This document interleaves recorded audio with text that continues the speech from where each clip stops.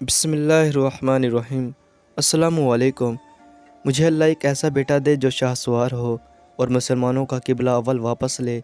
Governor Najmuddin Ayub काफ़ी उम्र होने तक शादी से इनकार करता रहा। एक दिन उसके भाई असदीन ने उससे कहा, भाई तुम शादी क्यों नहीं करते? नजमुद्दीन ने जवाब दिया, मैं किसी को अपने काबिल नहीं समझता। असदीन ने कहा, मैं आपके लिए रिश्ता मांगूं? नजमुद्दीन ने कहा, किसका? असदीन, मलिक शाह बिनते सुल्तान बिन मलिक शाह सल्जूकी की बेटी का या वज़ीर उल मुल्क की बेटी का। नजमुद्दीन, वो मेरे लायक नहीं। असदीन हैरंगी से, फिर कौन तेरे लायक होगी?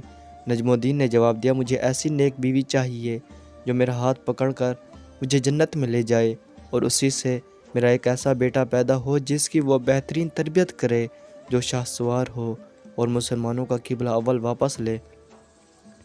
असदीन को नजमुद्दीन की बात पसंद न आई और इन्होंने कहा, ऐसी तुझे कहाँ मिलेगी? नजमुद्दीन ने कहा, नीयत में खलूस हो तो अल्लाह नसीब करेगा।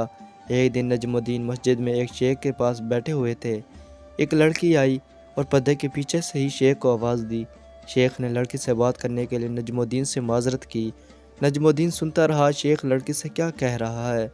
शेख ने इस लड़के से कहा, तुमने इस लड़के का रिश्ता क्यों मुस्तरद कर दिया जिसको मैंने भेजा था? लड़की, ऐ मेरे शेख और मुफ्ती, वो लड़का वाकई खूबसूरत और रुतबे वाला था मगर मेरे लायक नहीं था। शेख, तुम क्या चाहती हो? लड़की, शेख, मुझे एक ऐसा लड़का चाहिए जो मेरा हाथ पकड़कर मुझे जन्नत में ले जाए और इससे मुझे अल्लाह एक ऐसा बेटा दे जो शाहसवार हो और मुसलमानों का किबला अव्वल वापस ले। नजमुद्दीन हैरान रह गया क्योंकि जो वो सोचता था वहीं ये लड़की भी सोचती थी। नजमुद्दीन, जिसने हुक्मरानों और वज़ीरों की बेटियों के रिश्ते ठुकराए थे, शेख से कहा, इस लड़की से मेरी शादी करवा दे। शेख, ये मोहल्ले की सबसे फ़कीर घराने की लड़की है। नजमुद्दीन, मैं यही चाहता हूँ। नजमुद्दीन ने इस फ़कीर मुत्तकी लड़की से शादी कर ली और इससे वो शाहसवार पैदा हुआ जिसे दुनिया सलाहुद्दीन अयूबी के नाम से जानती है, जिन्होंने मुसलमानों के किबला अव्वल बैतुल मुक़द्दस को आज़ाद